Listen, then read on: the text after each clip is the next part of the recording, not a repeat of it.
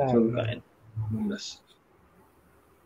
A'udzubillahi minasyaitonirrajim. Bismillahirrahmanirrahim. Assalamualaikum warahmatullahi wabarakatuh. Waalaikumsalam warahmatullahi wabarakatuh. Alhamdulillah. Sehat ke? Sihat, Alhamdulillah. Koma sehat, alhamdulillah. Apa khabar? Ustaz Nasir dan juga Kak Faizah. Allahu Akbar. Bismillahirrahmanirrahim. Allahumma salli ala Sayyidina Muhammad wa ala ali Sayyidina Muhammad. Ustazah dengan Fazli ya, kita bawa konsep, kita cuba nak praktiskan benda ni dalam keluarga kita. So kita nak share. So konsep yang kita bawa ni sekarang ni konsep kita usrah. Kan? Usrati itu maksudnya keluargaku. So ini sekadar apa yang kita buat sekarang ni kita nak share. Kan? Kita nak share sama-sama lah kan. So saya nak kalau boleh viewer kita yang tengah duk view ni, kita minta apa-apa ke nak ni ke tulis ke apa ke, apa yang nak catat pun boleh, ataupun nak bagi pandangan pun boleh, apa pun boleh, nak tulis apa pun boleh.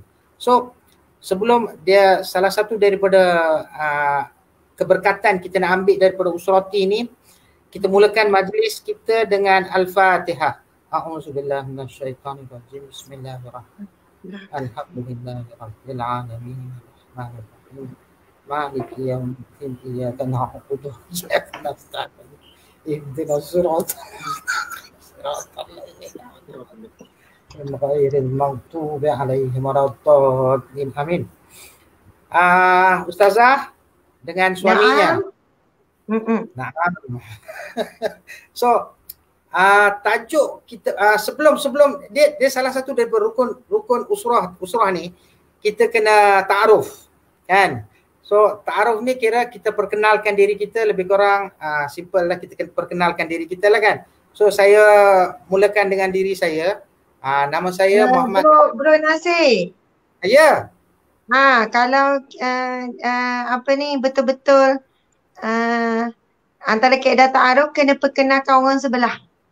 Oh, orang sebelah dulu. Bukan maksud saya Bro Nasir kenalkan isteri kenalkan Bro Nasir. Ini baru tahu. Sebenarnya kona tak orang rumah orang sebelah tu. Okay. Gitu. Ini masing-masing tengah jaga wuduk ni. So, bismillahirrahmanirrahim. Ini isteri saya.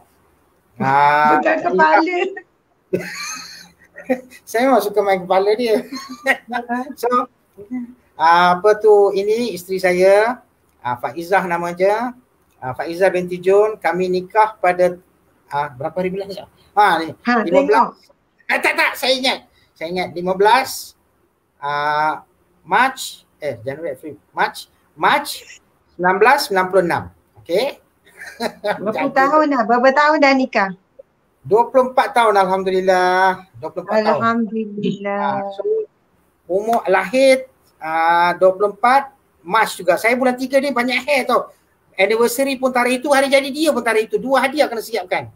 Kan? Saya yang kena siapkan. Apa saya pula kan? Sepatutnya isteri lah bagi hadiah kat suami kan. Apa saya pula suami pula bagi kat isteri? Tak adil. Kan? Okay. So lahir 1972. 1972 tolak 20 48 betul kan? Saya cuba mula Kak Faizah. Okey. Saya cuba memudahkan dia. 48. Mana muda. Tak, Ikan boleh cakap kuat sikit je. Okey dah, itu je kot. Ikan pula perkenalkan. Kuat sikit suara. Tak, Ikan perkenalkan abang, nama abang apa? Nama ni suami Muhammad Nasir Tanah Balan bin Abdullah. Lagi? Itu je lah, tak tahu nak cakap apa dah. Kak Faizah, cakaplah hari lahir, makanan kegemaran. Apa perangai tak elok dia? Makan kegemaran gulai lemak cili padi. Suka. Betul, salah. Semua tu. Gulai lemak suka. Tarikh lahir umur berapa? Nampak macam 30 lebih. Sebenarnya umur berapa tu orang sebelah? Ini 50 dah. Oh, 51. muda lagi. 51 Zah, muda Ya, lagi. Setengah abad dah. 51. Ada. Dah lah tukar koma lah pula. Okey. Silap siap ketuk kampung. Assalamualaikum warahmatullahi wabarakatuh. Saya Tengku Fazli Tengku Yahya. Sebelah, orang sebelah. Orang sebelah. Tak kenal lah. Tak kenal. Nama semua dah tahu. Kegemaran dia semua dah tahu. Asal dia semua dah tahu. Tinggal kat mana semua dah tahu. Jadi semua dah tahu, tak boleh cerita dah bang. Mana boleh, saya tak tahu. Okey, dia Ustazah Asma binti Harun, lahir pada 22/9 1983. Okey, jam 8 pagi. Yo. Oh, lah jam 8 pagi 5 saat. Kemudian dia belajar di Mesir, kemudian kami berkahwin ketika usianya 22 tahun dan saya 25 tahun. Alhamdulillah sekarang dah 7 orang anak. Yang paling sulung 14 tahun, yang paling bonsu 10 bulan. Kegemaran Ustazah, dia suka memasak sebenarnya walaupun sibuk. Sebab tu pernah tengok dia buat live kan, masak laksa lemak Terengganu. Itu belum masak sup tulang tu abang. Kalau abang datang, Ustazah masak sup tulang. Sup tulang special dengan laksa Penang. Saya ingat tak reti. Boleh try. Kemudian dia pandai main badminton. Semua baru tahu dia pandai main badminton. Nampak. Boleh lah challenge tu. Semua baru tahu. Skill dia dalam gelanggang memang kalah lah kita. Sebabnya puji. Ada sebab tu, puji ada sebab tu. Dia tarik. Dia tarik. Naskah tarik. Ikut saja kot pendahuluan. Ustazah. Silap siap. Bismillahirrahmanirrahim. Assalamualaikum warahmatullahi wabarakatuh. Terima kasih ya kepada Jaulah Umi Abi, Bro Nasir dan juga Puan Faizah kerana sudi menjemput kami dengan tajuk Kurban Cinta. Saya perkenalkan di sebelah saya adalah satu-satunya lelaki yang bertakhta di hati. Masya-Allah. Ayah tu kan nak sesuatu ni. Okey, encik suami bernama Tengku Fazli bin Tengku Yahya. Lahir pada 12 Mei 1980. Jadi kami beza 3 tahun. Masa menikah suami umur 25, saya 22. Sekarang umur suami genap 40 tahun. Masya-Allah. Dah tua. Perkataan 4 tu jadi dah tua. Saya 37. Masya-Allah. Ya, seorang suami yang penyayang, bapa yang penyayang, masya-Allah. Kembar. Allahu Akbar. Dari segi hobi tu banyaklah hobinya. Main badminton tu memang dia dengan kawan-kawan ada waktunya dia keluar pergi main badminton, kita tahu itu adalah waktu yang me time dia lah kan. Subhanallah. Kemudian hobi apa lagi ya? Tengok TV. Tak. Dia memang suka bola, suka tengok bola juga. Dan banyak masa kalau di rumah tu dihabiskan dengan anak-anak lah. Uruskan itu dari segi pendidikan ke, pengisian anak-anak ke dan sebagainya, masya-Allah. Jadi makanan kegemaran tu makanan yang halal dan suci lagi baik. Maksudnya semua benda dia sukalah. Macam saya tak, tapi laksa lemak memang dia sukalah. Tu yang saya selalu buat laksa lemak tu. Jadi alhamdulillah, subhanallah, tu je lah ya. Pemudaan mukadimah. Alhamdulillah. So kita dah saling kenal mengenal. So rukun pertama settle dah. Ustazah, saya mula-mula saya nak tanya dekat suami dulu. Kan? Ya. Dia bukan apa. Saya nak share ni, bukan apa, kita nak sharing kita nak bagi tahu kat viewer kita, kita sebenarnya nak share, masing-masing ada ujian dalam hidup, dalam rumah tangga tu, itu normal kan. Dia yang jadi basicnya tu satu-satu yang salah satu problemnya tu, kadang-kadang tu benda kecil-kecil tu jadi besar. Tak tutup pagar, kunci pagar, jadi gaduh punca. Lepas tu apa tu, tak tukar siapa berebut tukar pampers satu hal kan. Apa tu, antara suami dengan isteri kan. Minta, yuk Mika jawab yuk. Siapa yang lagi banyak korban? Suami ataupun isteri? Silakan. Silakan. Yuk. Allahu Akbar. Panas soalan tu. Allah Akbar. Bismillahirrahmanirrahim. Kalau kita tanya diri kita, siapa yang paling banyak berkorban, seharusnya masing-masing saling berkorban. Yes. Pertamanya saling berkorban rasa. Kadang-kadang mungkin ada rasa yang kita tidak puas hati pada pasangan dan kita memendam rasa untuk satu perkara demi satu persefahaman yang baik. Banyak benda kita tak puas hati sebenarnya, tetapi jika seboleh kita pendam dan kita boleh maafkan, insya-Allah begitu juga anggapan kita pada pasangan. Dia pun mungkin banyak lagi benda yang kita ni ada banyak kekurangan, banyak kelemahan. Di pihak dia tu mungkin terlalu banyak perempuan. Lelaki memang banyak kelemahan, kita kena akui tu. Perempuan dia banyak memendam rasa lebih daripada kita sebenarnya. Tetapi jarang sekali dia meluah rasa. Bila dia meluah rasa tu, maka ketika itu kita belajar, terima dan juga perbaiki. Kena jadi kadang-kadang lelaki ni kita kena akui, Abang Nasir, saya sendirilah, saya masih belajar lagi dalam rumah tangga ni, alam rumah tangga. Bila kita kenal diri kita dan kita kenal pasangan kita kena akui kita terlalu banyak kelemahan. Pertama sekali, kita kena belajar dan mengakui kita ni banyak kelemahan. Jadi kita tidak boleh meminta lebih daripada pasangan kita dengan apa yang kita inginkan. Kita nak itu daripada pasangan. Akhirnya kita tak dapat, kita rasa diri kita tidak dihargai ataupun tidak dihormati dan sebagainya. Sebaliknya, mungkin di pihak pasangan kita banyak lagi kelemahan-kelemahan yang nampak pada kita. Dulu masa bercinta, korban cinta, rela aku korbankan cinta, anda engkau capai bahagia, betul tak Abang Nasir? Lautan api sangat. Sampai sekarang, kita dah kenal pasangan masing-masing, mungkin ada banyak kekurangan. Nak berkorban pun susah, nak buat sesuatu yang dia nak pun susah.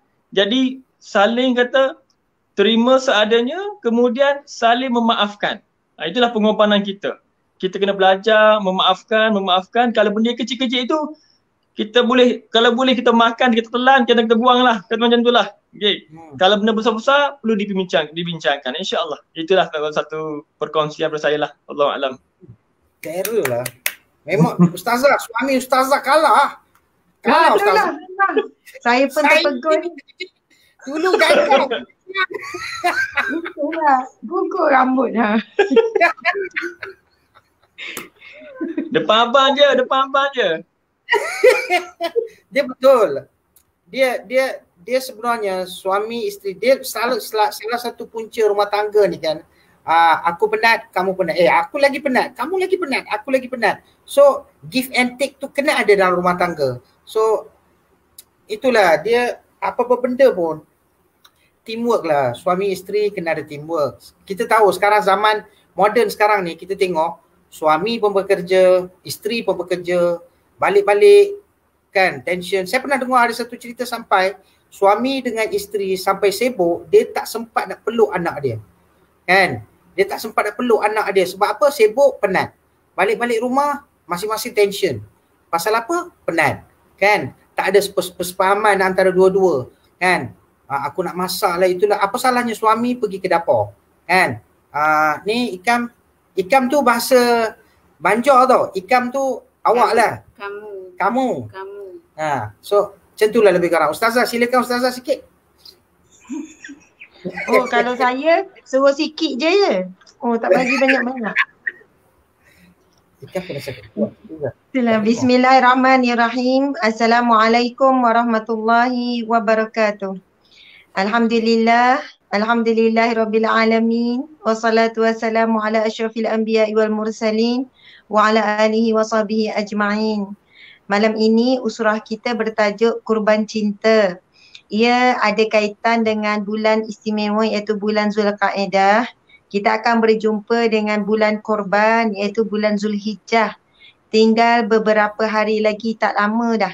Saya rasa kurang daripada 20 hari kita akan bertemu dengan bulan penuh dengan kisah pengorbanan Nabi Ibrahim alaihissalam, pengorbanan Nabi Ismail dan juga pengorbanan para isteri Nabi. Maksudnya pengorbanan Siti Hajar. Subhanallah. Jadi kenapa kita bincang-bincang buat tajuk korban cinta? Sebenarnya apa yang kita korbankan selama ini daripada kita kecil, kita kan banyak juga korbankan perasaan. Masa kita kecil, kita dibesarkan oleh ibu ayah, banyak juga apa yang kita nak tapi kita korbankan sebab demi menjaga hati ibu ayah. Bila kita berkawan, kita banyak juga berkorban untuk kawan-kawan. Asalkan kawan tak kecil hati, nak jaga hati kawan. Lepas tu dengan guru pun kita kadang korbankan juga waktu, tenaga, masa demi menghormati guru. Contoh bila guru minta sesuatu yang kita buat, untuk kita buat. Lepas tu kita pun mula pula bila membesar lagi berkahwin, mulalah ciri pengorbanan yang lain. Maksudnya selagi mana kita hidup, kita memang perlu selari dengan sentiasa melakukan pengorbanan. Bahkan bagi orang Islam, pengorbanan dikira sebagai ibadah. Korban sama ada korban masa, tenaga, perasaan, mendam rasa sebab tak nak panjangkan cerita, semua apa yang kita korbankan dikira sebagai ibadah. Sebab itu orang soleh, orang yang beriman, para sahabat Nabi dan sebagainya, mereka sentiasa mencari-cari peluang untuk melakukan pengorbanan. Kalau dalam bahasa Arab disebut sebagai tadhiyah. Cuma sekarang bila kita melakukan pengorbanan, biarlah pengorbanan kita itu berbaloi. Sebab bila melakukan pengorbanan, kita sebenarnya sedang bukan menyeksa lah, memberatkan diri kita. Contoh bila kita berkorban jaga malam untuk jaga anak yang sakit. Yelah dengan kita tak cukup tidurnya, tak cukup rehatnya, penatnya, sakit pinggangnya, macam-macam lah. Jadi biarlah ia berbaloi pengorbanan itu menjadi satu nilai ibadah dan akan diberikan ganjaran yang berlipat ganda di dunia lagi Allah dah bagi dan di akhirat.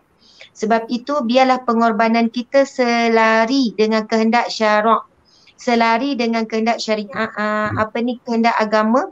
Dan juga pengorbanan yang dilakukan adalah kerana Allah Subhanahu Wa Taala. Antara ciri-ciri pengorbanan yang Allah redha, antara ciri-ciri pengorbanan yang akan diberi pahala ataupun ganjaran, antaranya dilakukan yang pertama dengan seikhlas hati. Contoh bila kita berkorban, kita tidak mengharapkan pengorbanan kita dibalas. Kita tidak menghitung-hitung ataupun menyebut-nyebut ataupun mengungkit. Yang pertama ikhlas. Subhanallah. Jadi untuk dapatkan keikhlasan, ia mesti dengan jalan ilmu. Masya Allah. Kena belajar. Kena tahu betapa besarnya pahala bila kita melakukan pengorbanan masa, tenaga. Hadis Nabi insyaAllah kita kongsi lepas ni.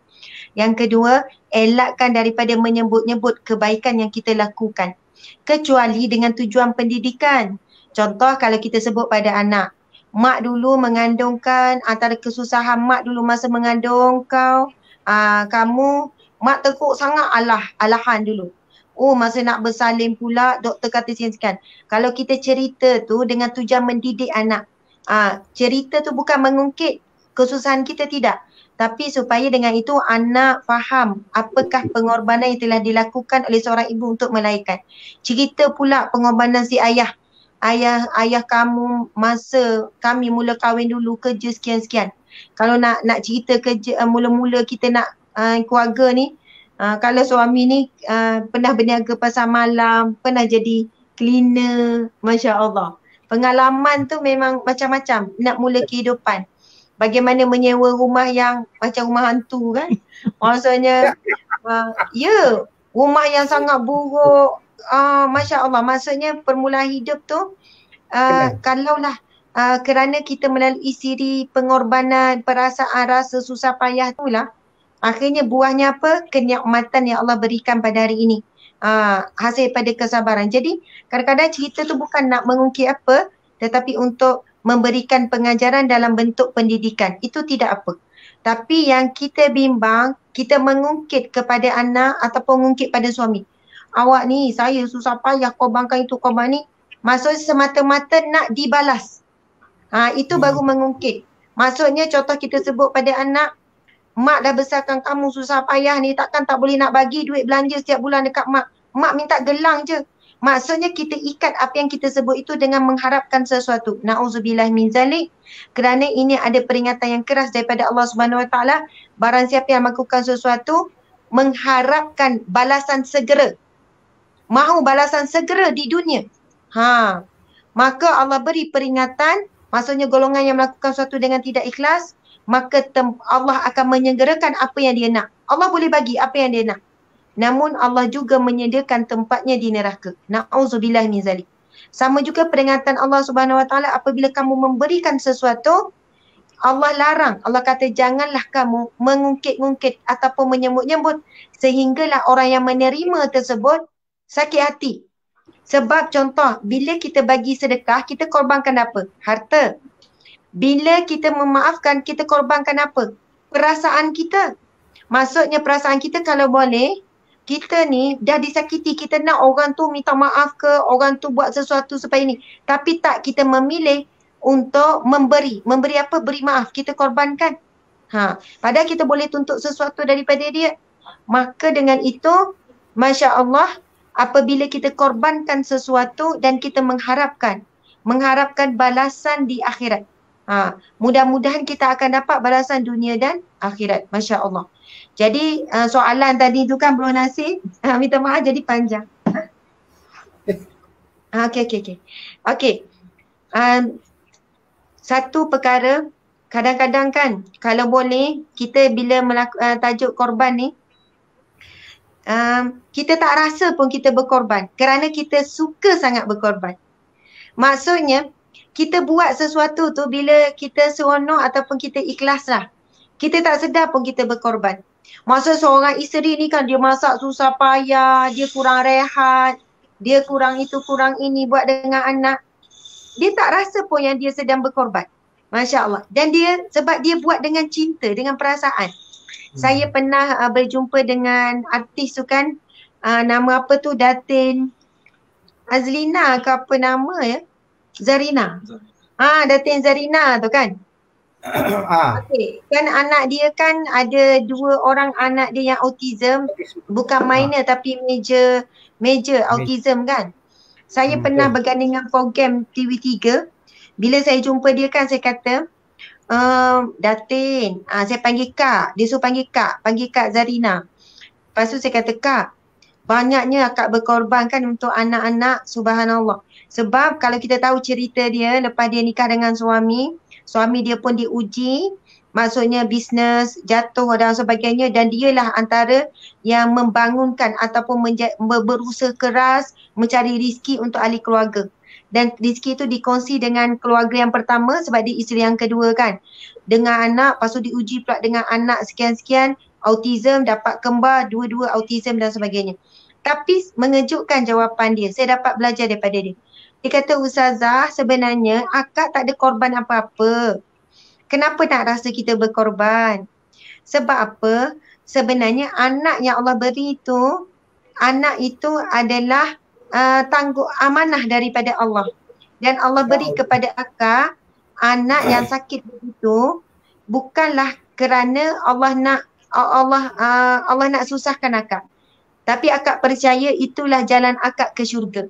Jadi akak bersyukur kepada Allah, Allah beri anak yang memang menguji sabar. Dan insya-Allah akak akan terus sabar membesarkan anak ni dan dapat mengumpul sebanyak-banyaknya pahala sabar daripada anak ni. Jadi anak ni lah sumber insya-Allah jalan ke syurga kalau Allah redha. Jadi dia kata akak tak pernah rasa terbeban ke, rasa susah ke, walaupun memang bukan mudah nak besarkan anak autism ni. Memang kena banyak sabar. Banyak sangat pengorbanan pelik. Tapi akak tak rasa akak berkorban. Yang akak rasa akak dapat pahala daripada dia. Anak-anak ni telah mendidik akak jadi orang yang sabar. Daripada mereka akak belajar jadi orang yang sabar. Kalau sebelum dapat anak ni mudah nak marah dia kata. Nak marah itu, nak marah ini, tak sabar kalau nak sesuatu. Tapi lepas dapat anak ni dia kata akak lebih tenang. Menghadapi ujian Allah lebih tenang. Rupanya anak ni telah mengajar akak jadi hamba Allah yang sabar. Masya Allah, Allahu Akbar. Itulah dia mukadimah. Kami pula nak tanya soalan. Silakan tanya soalan. Oh, demo pun dah siap dah soalan. Dah siap. Okey, nak tanya soalan yang pertama kepada Bro Nasir kita. Boleh tak ceritakan sejarah masuk Islam? Dan apakah pengorbanan yang dilalui bila masuk Islam? Mungkin bila masuk Islam hilang kerja. Ataupun masuk Islam kena boykot sekejap dengan keluarga. Ataupun bila masuk Islam putus cinta dengan kekasih lama. Wallahualam. Siap apakah itulah korek rahsia sikit.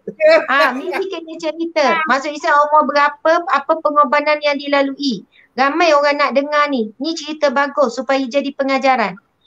Okey, silakan. Bismillahirrahmanirrahim. Allahumma salli ala dia sebenarnya orang yang macam saya lah, saya contoh saya sebelum saya Islam nak masuk Islam tu, sebelum saya masuk masa tengah bujang tu, seolah-olah macam ada sesuatu jaga saya. Saya bebas nak buat apa pun. Lepas habis form 5, saya pergi bekerja. Form 5 masuk umur 18 dah start kerja dah kan. So terpaksa pergi kerja sebab kakak dengan adik dia pun belajar tinggi. Saya seorang je belajar rendah. So saya terpaksa lah kerja. Saya kalau ikutkan gaji saya dapat tu RM150 je pun. Bukannya banyak, tapi tahun 1980-an 150 sebulan. Sebulan. 150. So saya bebas nak buat apa pun sebenarnya. Bujang, duduk rumah bujang, nak buat apa pun boleh. Tapi dia seolah-olah ada sesuatu benda. Saya nak pergi tempat bukan-bukan pun dia ada macam blok. Saya terus terang bagi tahu lah kan, bukan saya nak cerita apa. Saya pernah minum sebelum saya masuk Islam. Ada kawan masa kami pergi birthday party, ada kawan tu dia bagi wine kan, wine minum. Wine ni kira dia tak kuat sebenarnya kan. Wine ni dia tak kuat, dia daripada anggur. Bila minum tu saya muntah. Itulah kali pertama saya minum. Lepas tu sampai sekarang memang tak boleh minum kan.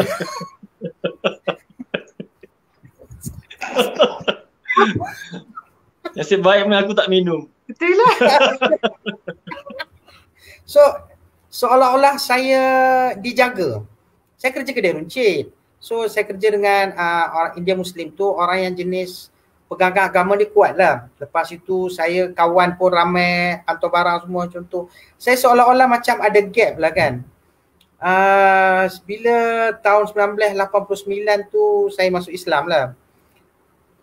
Ujian untuk orang yang masuk Islam mesti ada. Kan? Mesti ada. Mustahil tak ada. Kalau tak ada tu ada problem lah tu. Mesti ada. Daripada keluarga, duit belanja. Masa saya daripada bujang sampai saya kahwin, kadang-kadang tu duit tak ada sebenarnya. Bila duit tak ada, tapi makan tak pernah. Mesti ada je rezeki Allah bagi makan. Ada sekali tu macam saya kan. Kalau kawan-kawan bujang saya dengar ni, dia tahu lah, ada lah yang duduk bujang ni semua kami duduk sekali kan. Saya tak ada duit nak beli baju raya kan. Bila demo semua dah balik kampung, saya pakailah baju raya demo. Itulah baju raya saya. Ada sekali tu saya tengah lari, macam mana ni esok raya duit sekupang tak ada. Tengok-tengok ada seorang kawan tu dia lalu, nak nasi 100. Ada orang bagi duit zakat. Ada je rezekinya. So cabaran dia sebenarnya, mak saya tak ada masalah. Bapa saya memang tak tegur lah. Dia tak tegur tak lama lah kan. Sebab bagi saya, kalau nak dibandingkan dengan sahabat-sahabat lain yang revert to Islam, dibandingkan dengan mak saya masuk Islam, itu ujian dia teruk. Saya, bila saya tahun 1989 saya revert, saya lepas kenal Kak Faizah ni, tahun 1995, 94, 95 macam tu lah.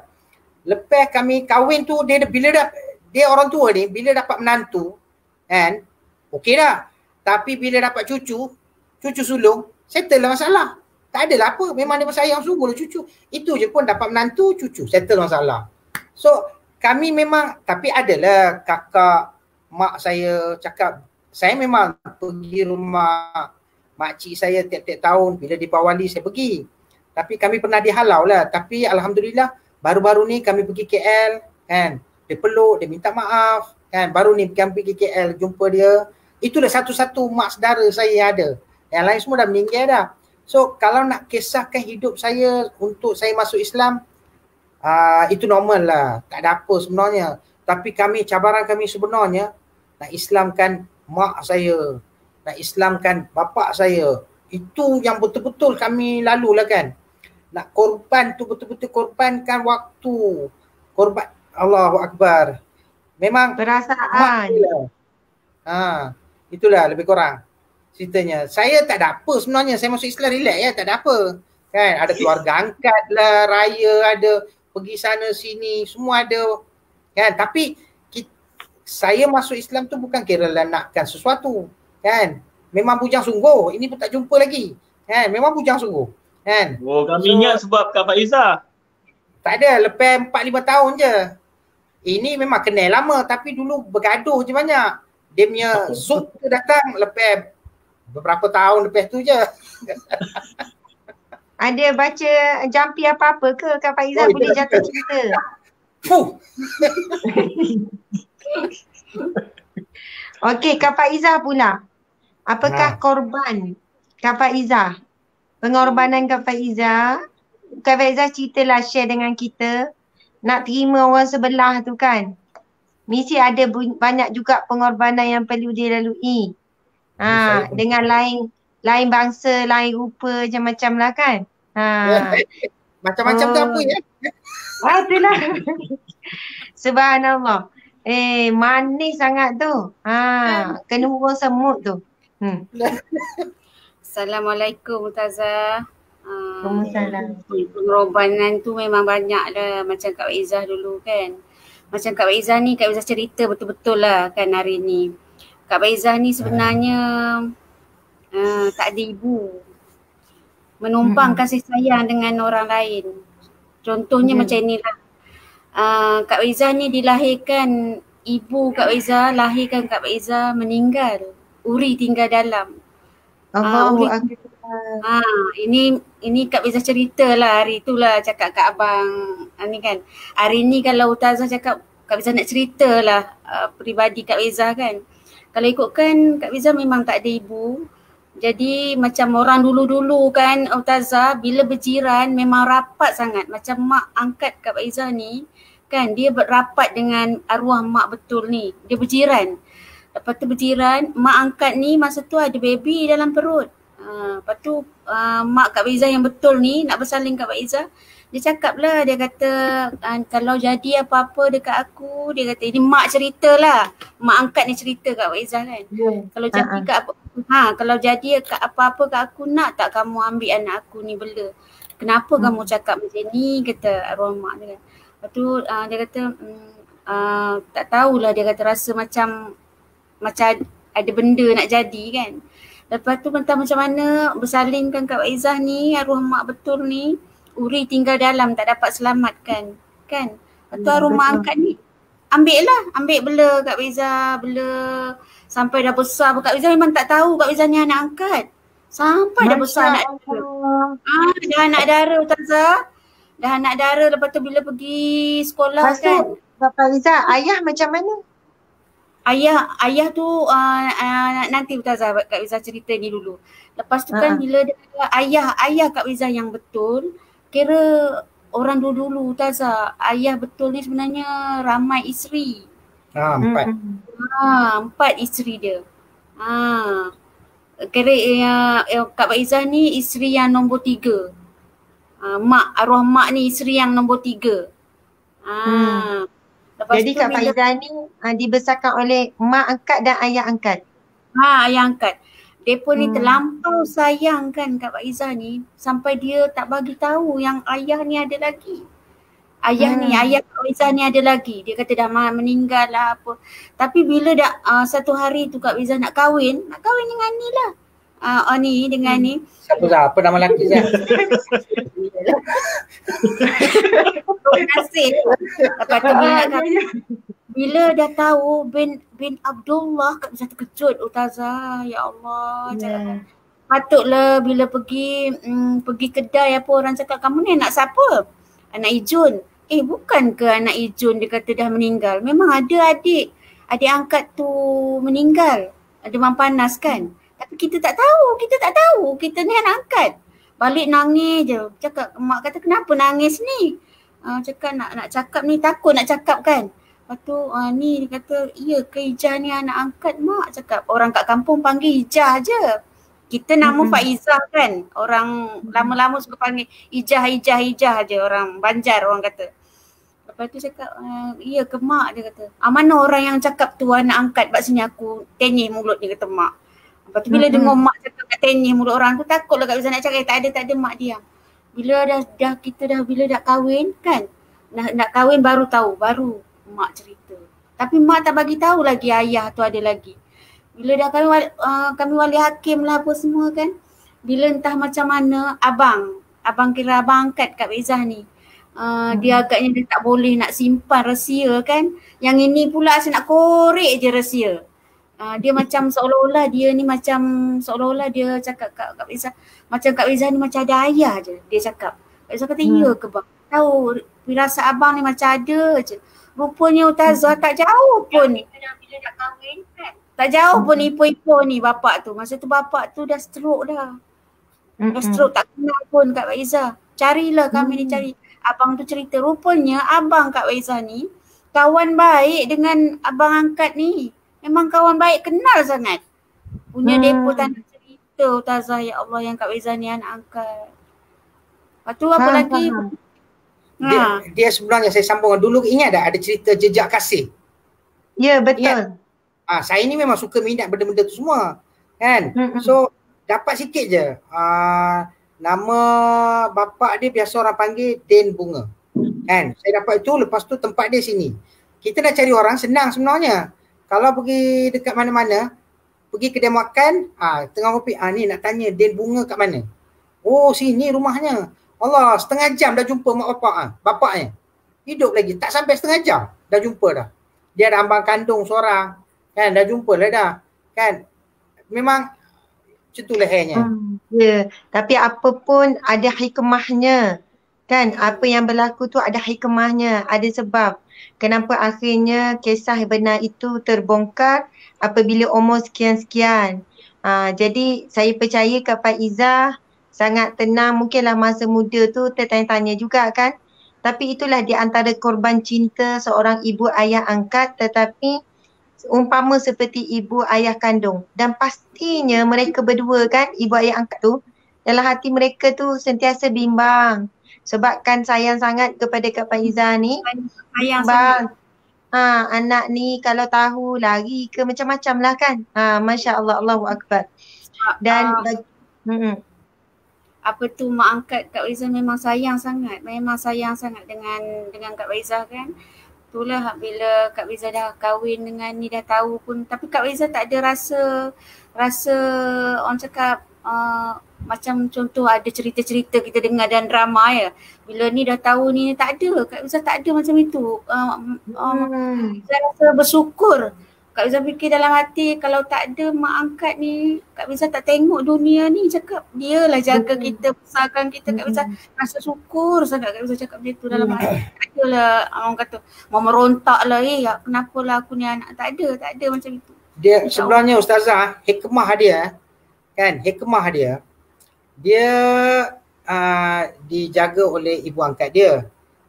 Faizah ni tak pernah jumpa mak dia.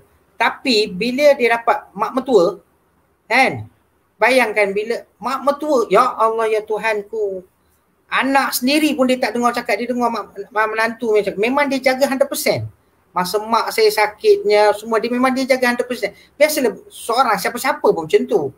Kalau kita tak pernah jumpa mak kita dah kahwin, kan? Kita dah kahwin, lepas tu dapat pula mak menantu, mak mertua, kan? Macam sekarang ni saya mak, bapak mertua semua tak ada dah, kan? Mencari lain. Apa tu? Nak cari mertua baru. Amboi, memanglah kena ciri ni. Cekik. Cekik. Malam ni kan Pak Izzah, cekik betul-betul. Okey, apa ni nak tanya juga pengorbanan yang dilalui, bagaimana apakah pengorbanan dia dilalui untuk mengislamkan mak dan ayah Bro Nasir. Sebab yang saya faham cerita sebelum ni, usaha keras tu banyak dilakukan oleh Kak Faizah untuk memujuk mak mertua, bapak mertua masuk Islam. Cuba cerita sikit. Sebelum saya bagi satu je. Saya letakkan syarat dekat demo, anak-anak kat rumah semua satu je syarat dia. Jangan sembang pasal Islam. Dakwah bil hal sahaja. Silakan. Masa mak mentua duduk dekat sini, dekat rumah kami ni kan, Ustazah, memang Kak Faizah tak ada cakap Islam macam ni, Islam. Kak Faizah memang masa tu dia tak masuk Islam lagi. Setahun tu dia tak masuk Islam lagi. Dia tengok je tempat duduk dia tepi tu lah. Dia tengok masa tu Kak Faizah jaga kakak angkat seorang. Ada kakak angkat, kira kakak angkat Kak Faizah yang tua sekali. Kan macam Kak Faizah ni dalam adik-beradik angkat ni, kami ni 12 adik-beradik. Kalau macam bapak dulu, Kak Faizah anak bongsu. Yang ini pun kira Kak Faizah anak bongsu juga. Ustazah faham tak? Kalau yang satu macam mak bapak betul pun anak bongsu, yang angkat ni pun dia pun panggil maksu juga. Bongsu juga. Bila mak mentua duduk dengan Kak Faizah dulu, dia Kak Faizah syukur Ustazah. Itulah betul lah bila kita berkorban, kita kena, orang kata ni kan, kita perasaan kita apa semua Allah bagi mak mentua. Memang bagus. Kak Faizah cakap betul-betul mak mentua Kak Faizah tak boleh cari. Dia memang bagus. Walaupun dia bahasa asing Ustazah, apa kita cakap pun dia tak pernah. Walaupun dia ada sakit Ustazah, orang tengok dia tak macam sakit. Ustazah fikir ya, Kak Faizah duduk rumah bukan duduk. Kak Faizah jaga anak orang dulu 10 orang. Anak cikgu. Masya Allah. Kak Faizah jaga sampai jiran. Kak Faizah jaga warga emas 2 orang. Kakak yang sulung mak mentua. Lepas tu jaga anak orang lagi. 10 orang dekat rumah. Jiran. Maksudnya sebab itu cari rezeki lah. Maksudnya bekerja sebab cari rezeki. Oi. Kak Faizah cerita dengan Ustazah. Sampai jiran kan terkejut. Bila datang mak mereka semua datang. Berapa orang kamu jaga Pak Izzah, kata jiran. Cakap ni lah bang. Tak dengar suara pun dia kata. Budak-budak tak dengar pun. Macam mana kamu jaga? Ya Allah, Alhamdulillah berkat kau jaga orang tua, cakap. Saya cakap itu je. Masya Allah. Berkat jaga orang tua, Allah mudahkan urusan. Masya Allah. Betul Ustazah. Lagi satu mak mentua Kak Faizah ni, dia tiap-tiap bulan 2 kali mesti pergi bawa pergi klinik. Tapi Kak Faizah doa, macam mana aku nak bawa klinik, aku bawa kereta pun tak ada. Ini kerja. Bawa roti gardenia mana nak bawa. Lepas tu Kak Faizah doa, ya Allah macam mana aku nak pergi klinik jagaan orang. Tapi ya Allah ya Tuhan, Allah tolong Kak Ustazah, Allah hantar anak yang Kak bisa jaga cikgu tu, mak dia sekolah tengah hari dia. Kak tak apa, dia tawarkan diri, Kak tak apa Kak, saya bawa Kak. Saya bawa mak Kak pergi klinik. Sebelum dia pergi sekolah dia lah bawa. Tiap-tiap hari dia bawa? Hari, kira sebulan 2 kali tu dia lah bawa. Kak Bisa betul Kak Bisa. Masya Allah. Ustazah. Sampailah budak-budak tu besar. Itu pasal Kak Faizah, mana budak-budak yang Kak Faizah mengasuh, semua Kak Faizah ajar mereka macam mana. Kak Faizah kata sebutlah nama-nama mereka kan. Nurul Ifah, itu Kak Faizah jaga dia. Nurul Ifah sebelah rumah ni 2 beradik memang jaga daripada baby. Sekarang tak jagalah sebab dah besar kan. Jaga daripada baby sebelah rumah, anak cikgu. Mak ayah dia dua-dua orang Terengganu. Memang bagus.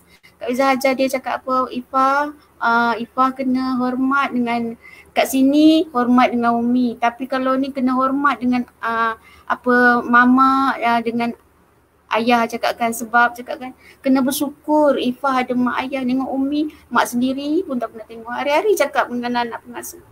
Ajar dia pun. Kena hormat dengan mak ayah, tengah ada ni cakap. Tengok Umi, nasib baik ada mak mentua cakap. Dia pun tengok juga. Macam itulah Ustazah. Masya Allah. Melepas setahun mak mentua masuk Islam. Setahun lepas tu baru dia masuk Islam. Mungkin dia tengok kan, tapi memang dia masuk Islam tu betul-betul hari Jumaat Ustazah. Memang dia tengok, memang dia cakap sebiji-sebiji dia cakap. Adik, dia kata saya mesti mau masuk Islam. Kenapa mak? Dia kata saya dah tengok, saya duduk sini setahun semua. Mata Amma tengok awak macam mana ajar budak-budak. Dia tengok kita mengasuh anak orang tu Ustazah. Macam mana awak ajar. Dia kata anak orang lagi macam mana awak ni, dia kata awak punya kedrat bukan besar kecil tapi awak boleh jaga saya 2 orang. Jaga anak orang lagi. Berapa laju Kak buat kerja. Itulah pengorbanan Kak Ustazah. Dia seronok tengok kami daripada dengan budak-budak tu walaupun kecil-kecil semua. Kecil-kecil kami buat usrah dengan dia mah. Buat usrah apa semua. Dengan dia buat usrah juga. Dia tengok seronok dia tengok. Sekarang ni tinggal seorang. Itu pun Kak Bela dia kecil juga. Seorang. Kak Faizah, boleh tak Kak Faizah cerita pengorbanan orang sebelah Kak Faizah tu, suami Kak Faizah tu? Sebab yang saya tahu suami Kak Faizah pun dulu kerja teruk. Kan? Cuba cerita ataupun Buruan Nasir cerita sendiri ke? Maksudnya pengorbanan seorang ayah, seorang suami cari rezeki. Ceritakan. Dia macam ni Ustazah. Kami ni dua-dua lahir dalam keluarga yang bukanlah berada sangat. Maksud saya cerita ni bukan kira kita nak letakkan bahagia, ketenangan rumah tangga tu pada duit.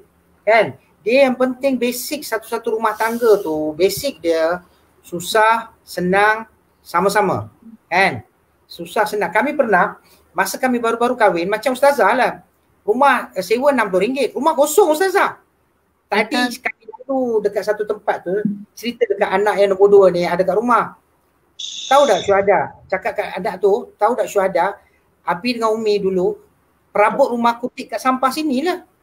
Perabot rumah kami kutip kat sampah. Elok lagi. Sampai sekarang perabotnya ada lagi. Dah dekat belah-belah tahun dah, lagi kuat lagi. Kami kutip dan bagi penuh. Katil ni lah orang buang kan. Kipas lah semua. Baiki. Pomen, baiki, elok kan, tahun kan. So dia suami ni macam contohlah kan, saya bagi tahulah. Macam sekarang saya tak bekerja. Kan kami sambil Ustazah tahu tak, sambil saya tengah live ni, kami buat COD sekarang ni sebab biasa Ustazah pun tahu.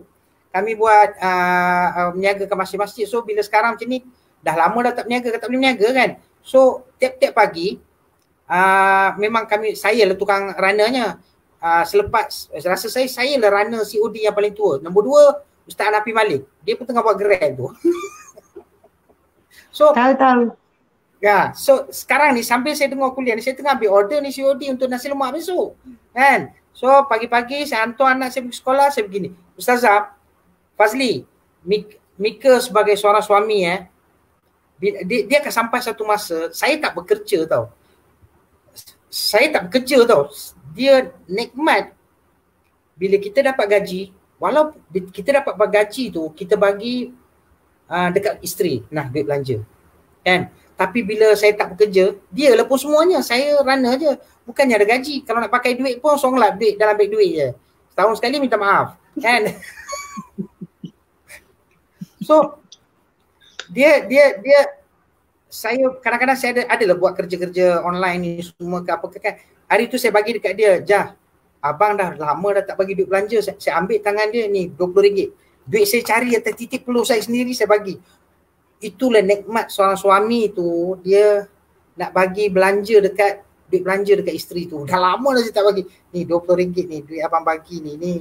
Memang titik peluh abang sendiri, abang bagi RM20, cakap macam tu. So, kalau kita letak ketenangan rumah tangga, korban cinta tu, kita jangan lupa korban cinta tu. Kita tengok apa Siti Hajar buat, apa Nabi Ismail buat, apa Nabi Ibrahim buat. Nabi Ibrahim tak toleh belakang tengok anak dia. Dia tak sampai hati tengok. Tapi dia pergi jauh sana. Jauh sikit. Dia tak toleh belakang dia. Apa dia doa? Ada satu doa, saya dah lupa dah.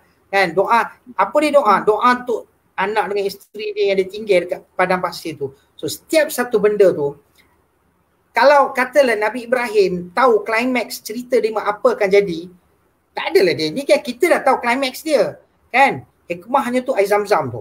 Kan? Air Zam-Zam tu. So di sebalik dia apa benda kita buat, rumah tangga ke, kerjaya ke, apa ke, dia kena korban. Suami kena mainkan peranan, isteri kena mainkan peranan, dia kena ada korban. Ustazah macam mana ustazah? Ustazah saya tahu. Saya dapat rasa. Saya boleh rasa ustazah dulu sebelum PKP dulu. Ustazah pergi kadang-kadang tu anak pun tak boleh nak jumpa. Rindu ke anak tu. Kan? Macam contoh anak ini ya. Anak lelaki saya dekat Yaman. Siapa yang tak rindu dengan anak? Tapi saya cakap dekat anak saya pun cakap. Anak saya yang dekat Yaman tu saya cakap Saiful Islam. Rindu itu satu nikmat. Kan? Rindu tu nikmat. Muncul kita ada rasa rindu tu kat kita. Setengah orang dia berpisah dengan siapa pun. Dia tak rasa apa. Tapi kita pisah ke anak. Kan? Kita bagi tahu dia. Saiful Islam. Saya selalu cakap Syukrin, Syuhada, Saiful Islam. Walaupun kita sibuk sekarang ni. Satu hari nanti Habib akan pimpin kita satu keluarga masuk syurga. Kita bebas nak buat apa-apa. Ajar benda ini daripada kecil. Kat anak tu kena ajar. Ustazah, saya nak tanya satu ustazah. Macam mana ustazah lawan Sebelum tanya, anak 3 orang. Anak sekarang 3 orang. Anak seorang kat Yaman, seorang lagi. Seorang lagi. Yang sulung dia sekarang jadi tahfiz. Yang Guru sulung tahfiz dekat ni Puncak Alam. Puncak Alam. Guru tahfiz. Yang nombor 2 dia ngajar di sekolah agama sini, swasta punya. Yang nombor 3 di Yaman. Maksudnya yang pertama tu dia hafiz lah. Hafaz Quran. Dua-dua hafizah. Nombor 2 hafizah. Masya Allah. Dua-dua Nombor 1, hafizah. nombor 2 hafizah. Dua-dua habis 30 juzuk Al-Quran. Masya Allah, hebatnya. Itulah saya cakap. Itulah ustazah, rezeki Allah bagi bila kita berkorban maksudnya ingat jaga mak mentua macam Kak kan. Kak menjaga mak mentua, jaga kakak berapa tahun Kak jaga kakak. Kak kahwin terus ambil kakak tu sakit kan. Kak jaga kakak yang tua sekali kakak angkat tu. Bila kita jaga, nampaklah Kak boleh nampak bila Allah tu bagi kes Kak rasa. Yelah kita boleh nampak bila Kak dulu susah macam mana, buat itulah, buat ini, meniaganya dengan anak kecil, ya Allah. Tuhan aja yang tahu. Tapi bila kita macam ni, Allah bagi, ya Allah, ya Tuhan tak tahulah. Itulah. Jangan risaulah, ada je. Ada Allah bagi. Itulah Allah bagi anak-anak. Kan? Anak-anak macam Allah bagi. Dia memang kita kalau ikutkanlah basic agama kami dua ni kurang kan. Janganlah kau tasmik pula bacaan kami kan memang fail kan. So dia itu kita kena pupuk ke anak tu daripada kecil lagi kita cakap macam ini. Kena ada pengorbanan. Syukrin yang sulung tu. Saya selalu cakap Syukrin kamu nak sampai sebab saya cita-cita kami berdua ni sebenarnya apa tau. Kami latih anak-anak kita satu hari nanti kami nak buka sekolah. Tapi tenaga kerjanya anak-anak kami lah. Seorang yang nombor 2 yang ada kat rumah ni dia memang admin. Pengurusan semua dia memang minat. Yang sulung ni memang suka minat mengajar. Yang bongsu dekat Yaman tu pun memang minat mengajar. So itulah cita-cita kami kan. Satu hari nanti dengan anak-anak kami nak buka sekolah agama dan kita nak memang itulah cita-cita apa lagi yang ada pun itulah kemuncaknya. Wallahualam. Dah lah tu kau malah pula cakap apa soalan seterusnya. Tak saya tanya. Kau pernah tanya lah. Ustazah, hati ibu. Kan? Hati ibu. Ustazah roadshow keliling Malaysia. Kan? Hati ibu. Macam mana ustazah? Rindu tu mustahil.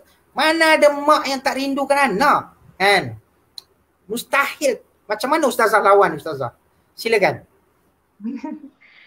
Subhanallah, terima kasih. Masya Allah.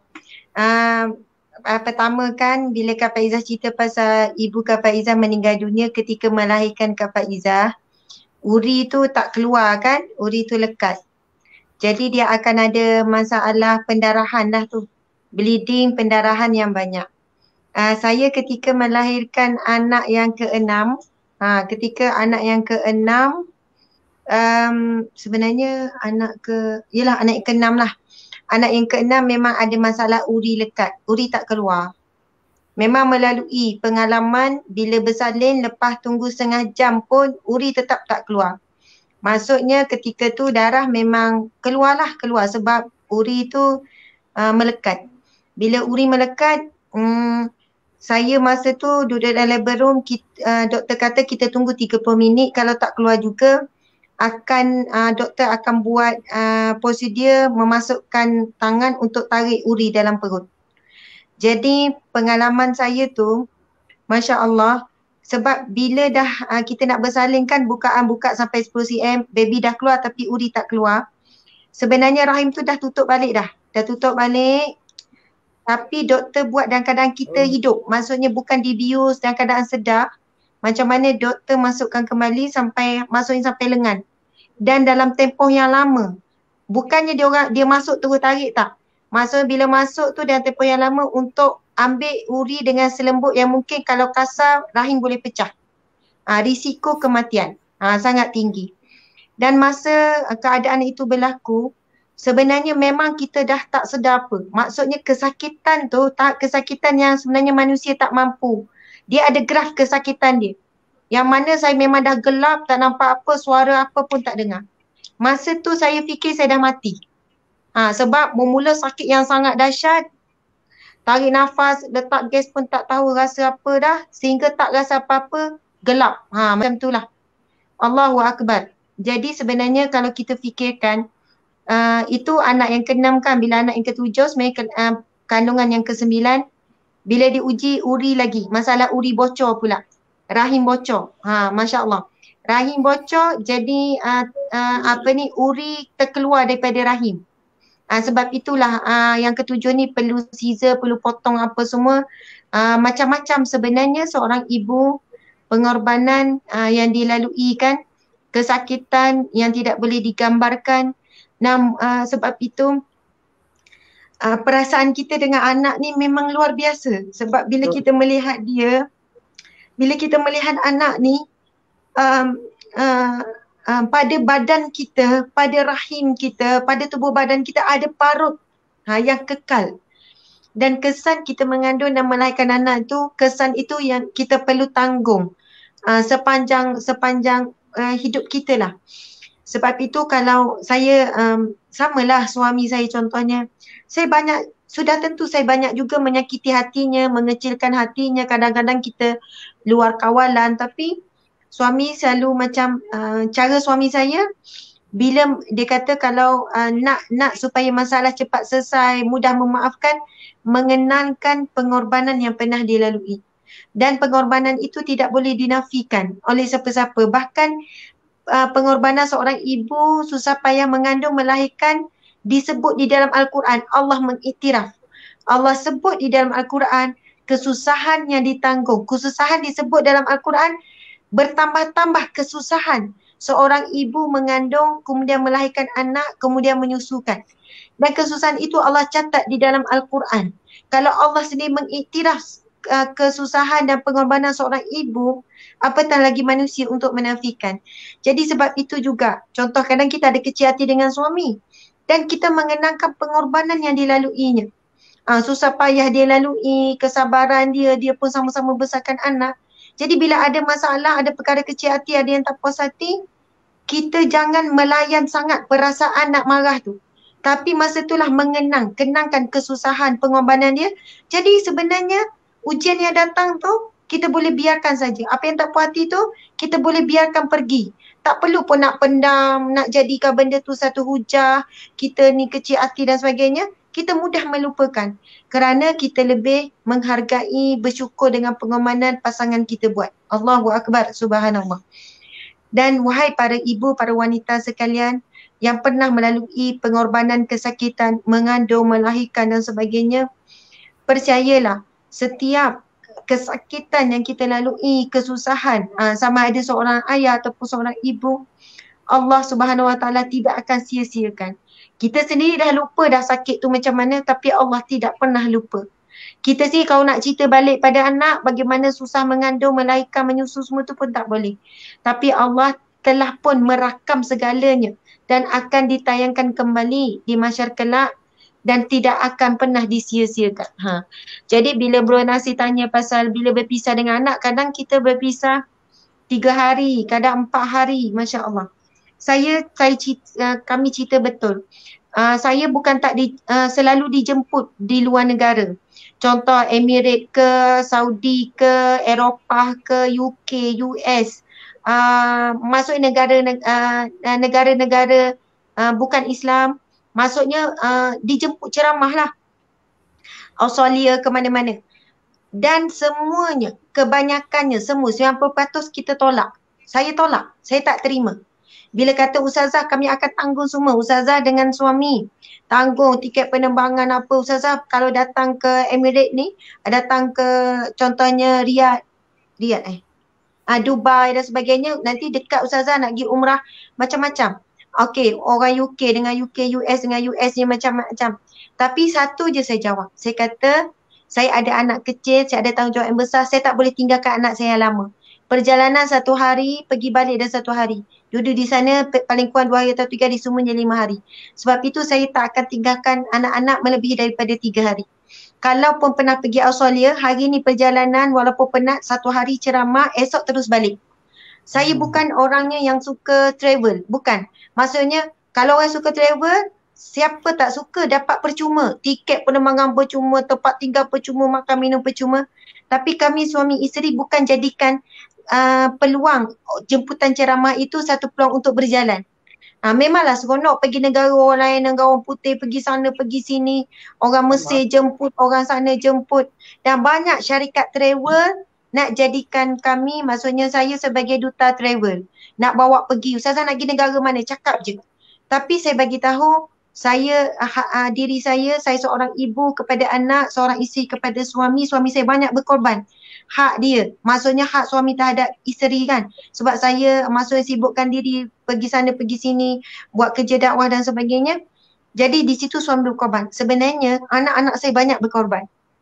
Sekarang ni kami boleh live bersama ni, 7 orang anak kami di mana? Selalu orang tanya. Duduk dalam satu bilik. Mereka sangkut duduk dalam satu bilik sejam setengah, 2 jam. Kadang 1 hari 3 kali mereka berkurang dalam satu bilik. Mereka ditrain sebenarnya.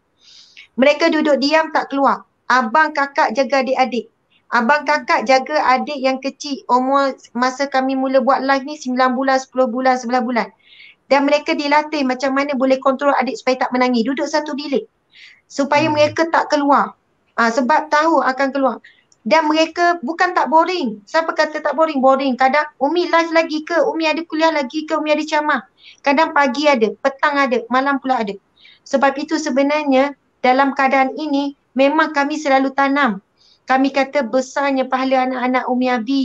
Sebab berkorban rasa, perasaan, abang jaga adik, kakak ni. Kalau adik tu nangis, dia orang bimbang akan ganggu live ni. Dia orang cuba dukung. Kadang kata berapa lama dukung ni? Bergila-gila dukung, tak nak bagi adik menangis ni dan sebagainya. Pujuk dan sebagainya. Sebab itu mudah-mudahan macam Bro Nasir sebut tadi kan, kita sama-sama berkorban. Suami korban, isteri korban, anak-anak berkorban. Dan hasil pengorbanan itu kita sama-sama nikmati, masuk syurga sekeluarga. Allahu Akbar. Amin ya Rabbal Alamin. Subhanallah. InsyaAllah. Ustaz tambah. Okey, insyaAllah. Nak kongsi satu cerita Abang Nasir dan juga Kak Faizah. Dia dalam banyak-banyak orang nampak kita ni seronok ke sana, dijemput ke sana, ke sini. Orang nampak bagusnya, glamour dan sebagainya. Tetapi cerita di belakang tu kita berdua yang tahu macam mana perjalanan dakwah ni lah. Satu ketika tu pernah kita ke Kelantan. Ke Kelantan, kita pergi sana Kelantan, dari sini memang ada tour sana, kita berdua saja. Pergi sana, sampai sana, bayangkan perjalanan lebih kurang 5-6 jam. 10 minit dah sampai lagi, dapat call daripada pembantu rumah ni, dia kata pengasuh anak yang datang rumah kita, datang harian lah. Datang, dia beritahu anak yang bongsu tu demam. Ya Allah. Agak-agak Abang Nasir, siapa yang menangis dulu? Mestilah mak dia menangis dulu. Dia kata apa? Jom kita balik bang, kita balik sekarang. Anak demam, tak boleh ceramah ni, dah 10 minit dah sampai. Sebab masa tu anak umur 4 bulan. 4 bulan. Betul, Sampai kita kata kena nak balik, saya kata kita lelaki kena cool lah Abang Nasir. Cool. Kemudian kena cool. kita tengok dulu. Kena cool kata. Kita tunggu dulu. Kita tunggu dulu kata 10 minit lagi. Tunggu 10 minit, tengok macam mana. Kalau dia okey, makin okey, dia tidur ke? Okey, kita teruskan ceramah. Kalau tak okey, kita balik. Alhamdulillah lah. Lepas pada tu tunggu-tunggu, dia tertidur dan demam dia makin baik-baik dan boleh ceramah. Tapi 10 minit atau 5 minit sebelum ceramah tu memang kacau jiwa dia. Tapi bila ustazah ni, bila dia pegang mic Abang Nasir, dia tak boleh berhenti. 2 jam juga dia boleh tekan. Itu masalah dia. Betul, tak ada mic kali ni.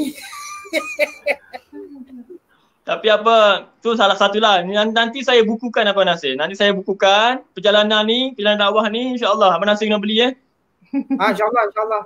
Okey. Jadi dia di sebalik apa yang kita bincang ni kan, di sebalik suami, isteri, ibu bapa, yang betul-betul korban ni sebenarnya anak-anak kita lah korban. Korban apa? Korban masa. Kita dengan hikmah kita korban masa. Macam sekarang ni kan, saya rasa seronok apa tu pasal buat COD. Tak apalah, tak kisah. Kadang-kadang tu bukannya ramai orang beli pun, kan. Ada lepas 10 bungkus kan. Walaupun dalam taman je, tak pergi keluar sebab trauma tu buat COD. Saya belajar satu benda bila buat COD ni. Ada yang bagi alamat, dia bagi nombor 92 kampung sini ni. Jalan tak bagi, saya sejam ronda tak jumpa. Kalau kau mau tengok orang yang buat bawa pokok tu tengah menong tu, itu COD ni orang lah. Nombor telefon silap lah, itu silap alamat, silap memang penting. Bukan mudah. Dia itu saya cakap daripada basic lagi. Jangan kita pandang duit tu sebagai ni. Sebab macam sekarang pagi kami buat nasi lemak kan. Pagi nasi lemak kalau katalah tak laku, tak habis, makan tengah hari lah. Itu je. Lepas itu habis lepas Zohor pergi ambil anak. Lepas tu ronda dengan anak-anak. Anak tu anak yang nombor 2 ni seronok lah dia. Sebab dia tinggal seorang, memang kena layan habis lah. Ronda dekat maghrib balik. So memang waktu saya dengan family, walaupun saya ni handphone ni online, memang macam hari ni kan. Hari ni ada 3 kuliah direct. Kuliah duha tadi kuliah maghrib dengan Ustaz Hafiz Mansur sekarang. Kan? So kalau katalah Allah bagi kita masa, sebenarnya kita nak spend time dengan anak-anak kita 100%. Tapi kita tak boleh lari daripada tanggungjawab nak dakwah anak kan. Dakwah dengan masyarakat. Kita tak boleh, saya tak boleh dan saya ramai. Tak boleh. Itu tanggungjawab kita kepada masyarakat. Allah dah pilih daripada berapa bilion orang. Allah pilih Fazli, Allah pilih Ustazah untuk jadi buat kerja macam ni. Kalau tak ada, kita tengok ramai follower kita, ramai. Kalau aku tak cakap ni, siapa lagi yang tak sampaikan? Kan? Ini tanggungjawab. Atas dasar tanggungjawab. So, Ustazah tak ada. Teman nak tanya Mika satu soalan. Satu-satu. Ini sajalah iklan sementara tunggu Ustazah tak ada. Dia suami, isteri. Kan? So, selisih faham kita tak boleh lari tau Fazli. Kan? Betul. So kalau katalah selisih faham, mustahil dalam satu rumah tangga tak ada selisih faham. Itu normal. Betul. Kan? Itu normal. Itu memang normal. Lagi-lagi anak kecil-kecil. Siapa tu? Minta sini pun ada suami-suami dengar. Fazli tolong share sabar tu. Macam mana? Betul. Pengalaman lah kita terlibat bila kita bercakap tentang benda ni sebab kita terlibat secara langsung dan Abang Nasir, kita terlibat secara langsung. Jadi kunci adalah sabar lah. Bagaimana kita sabar dalam kita menyampaikan ataupun redha dengan orang rumah kita aktif berdakwah. Jadi kita kena faham lah tuntutan tu bukan pada kita seorang tetapi semua orang. Dan kita lihat insya-Allah Allah banyak pemudahkan urusan. Allah banyak pemudah urusan. Hasil kesabaran tu Allah banyak pemudahkan urusan. Dan apa yang penting kalau kita tengok sejarah Nabi Ibrahim pun sendiri pun hasil daripada pengorbanan itu melahirkan banyak kebahagiaan kepada Nabi Ibrahim itu sendiri sehingga kita menyebut namanya sehingga hari ini kita menyebut namanya. Dan pengorbanan Nabi Ibrahim ni banyak. Satunya bila mana kita tahu dia berkorban berdakwah kepada kaumnya yang kata menyembah berhala. Satu, menyampaikan dakwah kepada kaumnya yang menyembah berhala. termasuk bapa dia yang tukang pembuat berhala. Maknanya dalam surah Ibrahim disebut a'udzubillahi minasyaitonirrajim rabbi innahunna adlalna katsirum minan nas faman tabi'ani fa innahu minni wa man asani fa innaka ghafurur rahim. Maksudnya, ya Allah, sesungguhnya berhala ini banyak menyesatkan manusia, dan barang siapa yang mengikutiku dia di kalanganku, dan barang siapa yang mengingkariku sesungguhnya engkau Maha Pemurah lagi Maha Pengampun. Itu satu cabaran Nabi Ibrahim. Dan Nabi Muhammad bila baca ayat ni pun Nabi Muhammad menangis. Sebab apa? Sebab inilah ketakutan Nabi berkaitan dengan sesatnya umat di akhir zaman ini, berkaitan dengan penyembahan kepada mungkin benda-benda yang tidak sepatutnya. Yang kedua cabarannya bila mana tadi Nabi Bro Nasir kata Nabi Ibrahim tidak menoleh ke belakang ketika meninggalkan anak dan isterinya. Itu pun adalah surah Ibrahim. Maksud ayatnya antara lain, maksudnya dalam surah Ibrahim tu adalah, ya Allah, aku meninggalkan anakku dan zuriatku di tanah kering kontang yang tidak ada apa-apa di sebelah Masjidil Haram ni, rumahmu yang dihormati ni. Maka ya Allah, jadikan mereka orang yang mendirikan solat, dan kurniakanlah mereka ni dari kalangan buah-buahan, dan semoga-moga mereka bersyukur. Masya Allah, doa Nabi Ibrahim makbul. Masjidil Haram dilimpahi dengan rezeki yang melimpah ruah, dan sekarang ni macam-macam buah-buah pun ada di sana berkat doa Nabi Ibrahim. Masya Allah. Itu antaranya. Maksudnya saya nak sampai ke sini adalah, seandainya kita mengambil ibrah daripada pengajaran tersebut, kisah Nabi Ibrahim, bahawasanya kita perlu berkorban, iaitu meletakkan kepentingan ataupun kecintaan kita kepada Allah ni dalam dakwah ni, insya-Allah melebihi cinta kita kepada anak-anak dan orang yang terdekat dengan kita. InsyaAllah Allah akan balas, Allah akan jaga kita, dan Allah akan pemudahkanlah urusan kita, insyaAllah. Alhamdulillah. Saya memang respect lah Ustazah, suami Ustazah sekarang. Saya nak penutup dah ni, penutup ya, kesimpulan ni. Anak dah keluar dah tu, anak dah keluar dah. Tu dah.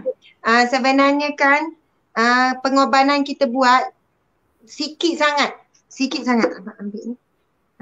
Sikit sangat dibandingkan dengan pengorbanan para sahabat Nabi Muhammad dan sebagainya. Maksudnya sebenarnya tak ada apa pun yang kita banyak pun berkorban untuk diri sendiri. Banyaknya kita berkorban untuk perut kita, untuk anak-anak. Maksudnya kita dapat balik apa yang kita korbankan di dunia.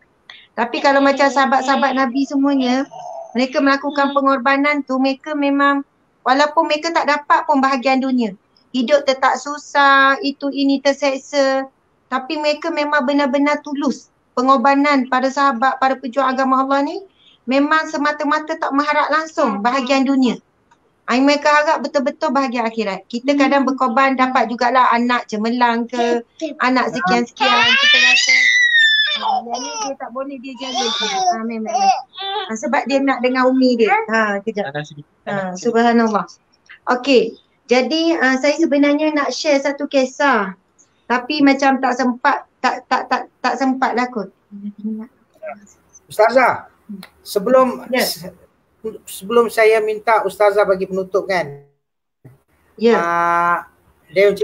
Ustazah, kalau kita fikir kan, kita banyak dengar sirah Nabi kan, kita dengar macam mana Sumayyah, macam mana Bilal kan.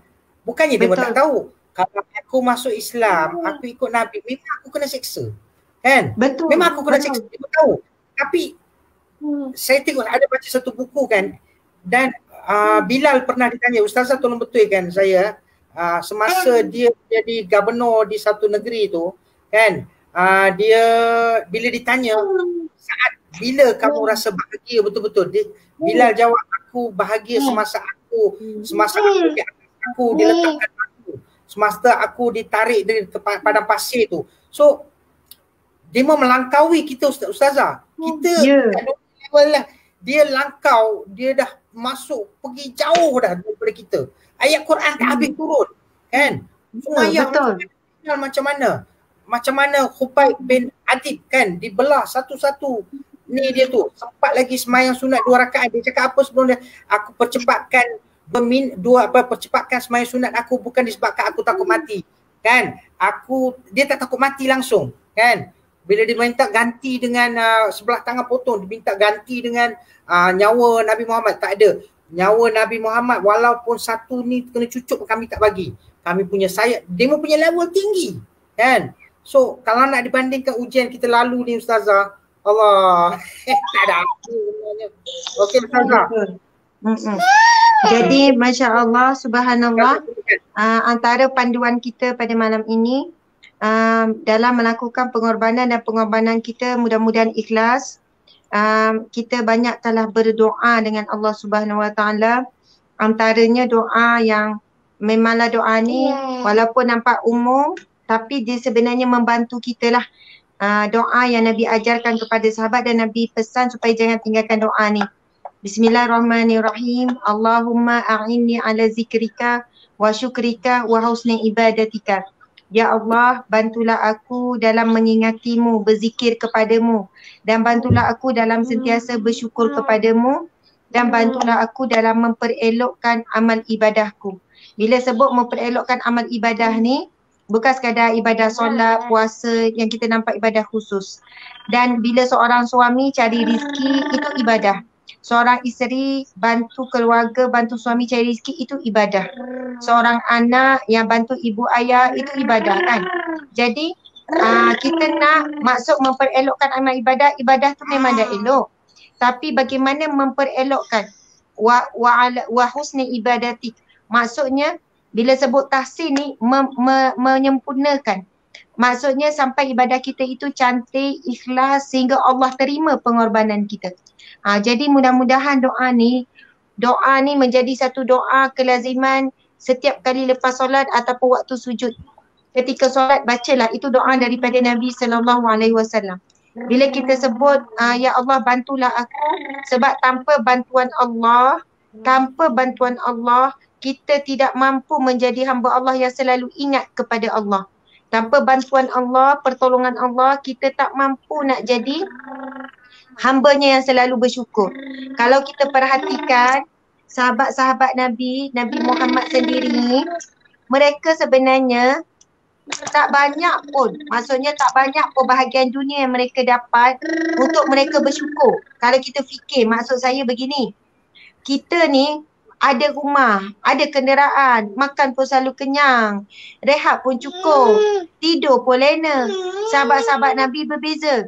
Makanan tak ada, rumah pun maksudnya sekadar tak sempurna pun tempat berteduh, selalu kelaparan. Bila masuk Islam dibuang keluarga, bila pergi hijrah ke Madinah bisnes semua ditinggalkan, kebun-kebun ditinggalkan. Tapi kalau kita lihat Nabi Muhammad SAW tidur pun di atas pelepah tamar, maksudnya bila berbekas. Tapi bila bersyukur kepada Allah pada malam hari, solat sampai bengkak kaki. Kita bengkak kaki sebab shopping, sebab berjalan contoh. Maksudnya kalau kita fikir, kita lagi banyak sebab untuk bersyukur kepada Allah. Maksudnya kita dapat nikmat dunia ni begitu banyak. Sahabat-sahabat Nabi, kalau nak hitung nikmat dunia mereka dapat, kalau mereka dapat pun mereka terus sedekah. Mereka dapat pun mereka belanja di jalan Allah. Kalau mereka ada harta pun beli banyak-banyak kuda perang. Maksudnya untuk Islam lah maksudnya. Tapi mereka bersyukur tu, punya mereka zikir lama, baca Quran banyak, solat sampai bengkak kaki. Macam mereka ni ada nikmat yang begitu besar, banyak sangat nikmat dunia. Tak, tetapi kerana pertama mereka bersyukur dengan nikmat Islam, dengan nikmat iman. Dan dua nikmat ni pun sebenarnya nikmat yang melebihi daripada segala isi dunia. Segala isi dunia dan langit, nikmat iman, nikmat Islam, nikmat yang tidak boleh dibandingkan dengan apa jua nikmat. Nikmat kaya ke, nikmat masyhur ke, nikmat jawatan ke, nikmat dapat anak cerdik, anak baik, anak bijak ke, anak comel ke, dapat suami baik ke. Tidak boleh menandingi nikmat kita lahir ataupun nikmat yang ada dalam hati kita sekarang, nikmat Islam dan iman. Sebab dengan Islam dan iman itulah menjadi satu tiket utama kita untuk dapat nikmat syurga dan selamat daripada api neraka. Ramai manusia hidup hari ini ada semua dunia, tapi dalam hati tak ada iman, sebaik mati dunia ni tak ada apa-apa. Kosong. Maksudnya sebaik mati, na'udzubillah terus diseksa dan sebagainya dan berakhir di neraka. Sebab itulah, apa pun sekarang ni kalau kita sedih, dalam keadaan sedih, orang susah, sedih, tapi kalau ada iman dan Islam, kita sebenarnya bahagia. Kita sebenarnya dapat sebesar-besar nikmat dalam hidup. Sebab itu, kita perlu minta tolong dengan Allah. Allahumma aini ala zikrika. Ya Allah, bantulah aku dalam mengingatimu. Dalam susah ingat Allah, dalam senang pun ingat Allah. Dalam sehat ingat Allah, dalam sakit pun ingat Allah. Dalam bahagia ingat Allah, dalam duka cita, tengah bergaduh dengan sedih dengan pasangan pun ingat Allah. Jadi kita nak jadi orang yang selalu ingat Allah. Dalam apa jua keadaan, kita lemah. Tapi minta tolong dengan Allah dengan doa, Allah jadi kita orang yang selalu ingat Allah. Jadi bila kita dapat nikmat dunia pun kita tak lupa diri. Sebab kita tahu ini datangnya daripada Allah. Wa ala syukrika. Ya Allah, bantu aku untuk sentiasa bersyukur kepadamu. Tengah sakit pun bersyukur. Tengah sakit demam panas, ya Allah, alhamdulillah aku demam panas je. Ada orang sakit berat lagi, sakit denggi, demam denggi. Macam tu kan. Orang demam denggi bersyukur juga. Walaupun aku demam denggi yang teruk, ya Allah, tapi ada lagi lebih berat. Yang tu kanser. Orang sakit kanser pun bersyukur. Walaupun aku kanser, aku masih boleh berjalan. Orang tu stroke. Maksudnya, sentiasa ada ruang untuk bersyukur. Ini sifat orang yang bersyukur. Ada orang susah. Orang tengok ada orang lebih susah lagi. Kita susah je tapi sehat. Ada orang dah lah susah. Tak sehat pula. Kena halau pula. Maksudnya, sentiasa bersyukur. Bukan ketika dapat nikmat je. Dalam susah, dalam keadaan kesempitan pun, kita masih menjadi hamba Allah bersyukur. Kekuatan nak jadi hamba Allah bersyukur ni kita tak mampu. La haula wala quwata illa billah. Melainkan dengan pertolongan daripada Allah kita mampu jadi hamba Allah bersyukur. Sebab itu kena doa. Yang ketiga, Allah memperindahkan. Sebab itu kita sebut mendirikan solat lain, mengindahkan solat lain. Sebab itu kita belajar tahsin solat. Maksudnya menyempurnakan solat ataupun memperindahkan solat. Bagaimana solat yang indah sempurna? Solat yang Allah terima. Subhanallah. Jadi sama juga ibadah kita, pengorbanan ke apa ke, sebagai suami ke sebagai isteri, macam mana nak indah? Indahnya pada keikhlasan. Indahnya dalam sebuah hubungan suami isteri itu bukan bila tak ada bergaduh, tetapi adanya kemaafan. Adanya melupakan, tak apalah, saya pun ada kurang, dia pun ada kurang, kita saling menerima. Dan tak perlu nak ungkit-ungkit kesilapan lama ke apa ke, sebab yang penting apa yang kita ada hari ini. Apa yang berlaku kan, kesilapan suami isteri, dosa suami isteri, tapi tengok apa yang kita miliki saat ini. Jadi bersyukurlah dengan apa yang ada, kerana kita tahu setiap ujian yang Allah beri itu, Allah nak berikan kebaikan yang begitu banyak. Itu firman Allah dalam Al-Quran. Allahu Akbar. Sekianlah daripada saya mohon maaf, terima kasih kepada para pendengar sudi bersama dengan usrah kita pada malam ini. Terima kasih kepada Bro Nasir dan juga isteri Kak Faizah, kami pun dapat ilmu yang banyak, Masya Allah. Jadi kesimpulan pula daripada Encik Suami dan kesimpulan pada Bro Nasir. Mari sini. Fatimah, ini namanya Fatimah. Sekarang umur Fatimah 11 bulan. 11 bulan. Masya Allah. Okay. Sebagai amin. Sebagai penutupnya insya-Allah, sebab bulan pengorbanan ni kita kendang kembali peristiwa pengorbanan Nabi Ibrahim menyembelih anaknya Nabi Ismail. InsyaAllah kalau dalam surah Ibrahim tu Allah kata Nabi Ibrahim berdoa betapa bersyukurnya dia telah dianugerahkan anak yang bernama Ismail dan juga Ishak walaupun di usia yang lanjut.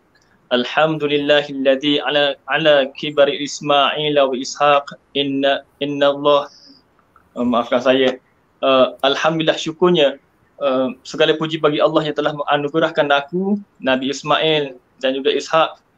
Sesungguhnya Allah sangat mendengar doa, memakbulkan doa.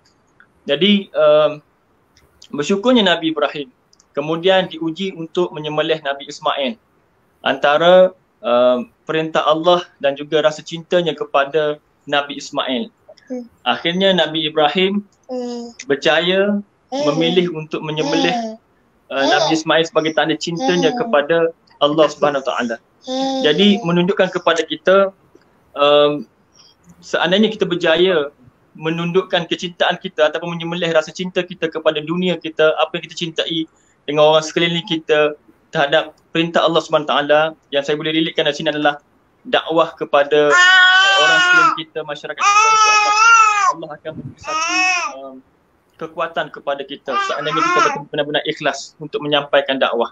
Dan sebalik itu juga pengorbanan ataupun ibrah daripada pengorbanan Siti Hajar bersama Nabi Ibrahim ketika ditinggalkan itu juga kita mengambil ibrah daripada sana, iaitu melalui tangisan Nabi Ibrahim, Nabi Ismail kerana dahaga dan sebagainya, berlalunya mereka berdua mencari air Safa Marwah, juga kita berkena ambil ibrah, pengajaran. Seandainya kita minum air Zam-Zam tu, teringat balik peristiwa mereka betapa sukarnya untuk mendapatkan air. Masya Allah, setiap daripada itu yang berlaku tu, kita kena ambil pengajaran dalam kita berkorban.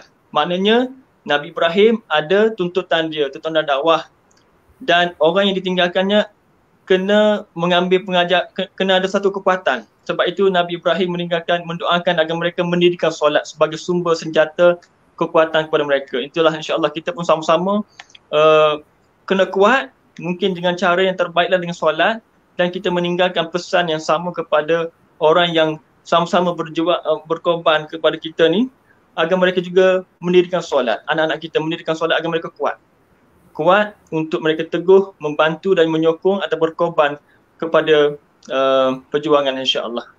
Terima kasih Bro Nasir dan juga Kak Faizah. Masya-Allah, insya-Allah moga kita bertemu lagi di alam maya ini ataupun kita bertemu di Perak suatu hari nanti insya-Allah. InsyaAllah. InsyaAllah kita bertemu lagi di Perak ke macam mana. Terima kasih banyak-banyak. Maaf apa yang kurang tu. Okay. InsyaAllah. Jadi malam. Alhamdulillah. Terima kasih kepada pasangan suami isteri ni.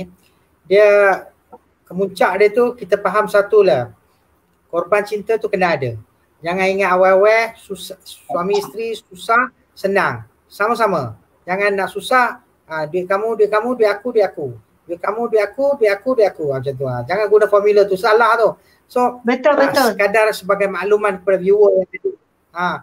Sekadar sebagai makluman kepada viewer yang tengah tengok ni. So, usrah yang ini dah masuk yang ke, kalau ikutkan, kalau congak-congak dah masuk 12 kali kami buat kan. So ni. So esoknya kami ada usrah lagi. Esoknya dengan Ustaz Zamri Mantap. Lepas itu nakik usrahnya, ahli usrah yang tetap Ustaz Huri dengan DJ Pian. Lepas itu ada 2 tetamu kami jemput. Lepas tu minggu lagi satu Fazli. Suami. Jadi jemputan. So kami dah memang ada susun dah. So siapa-siapa nak follow kami punya program-program semua boleh tengok di FB page Jaulah Umi Abi lah.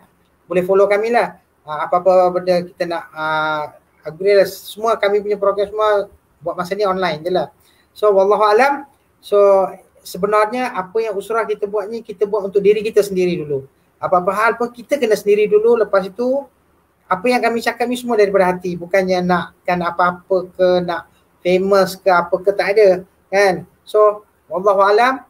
Kita tutup usrati kita kali ini dengan tasbih kafarah dan surat Al-As. Subhanallah. Jangan Kak Faizah tak ada penutup. Tak ada. Tutup lah Zah, tutup sikit, tutup macam tu. Bagilah sikit Kak. Sikit je. Nak cakap apa? Cakap abang suami yang setia lah. Suami yang setia. Dia cabar saya, kalau saya dapat angkat dia, bolehlah lagi sekali. Oh tu syarat dia. Tengok. Itu tak lalu dah lagi. habis mengusir Ustazah, ya Allah. Kita tutup lah, nak tutup majlis ni. Kak Wiza tak tahulah Ustazah nak cakap apa. Cakap terima kasih dengan Ustazah, dengan Ustaz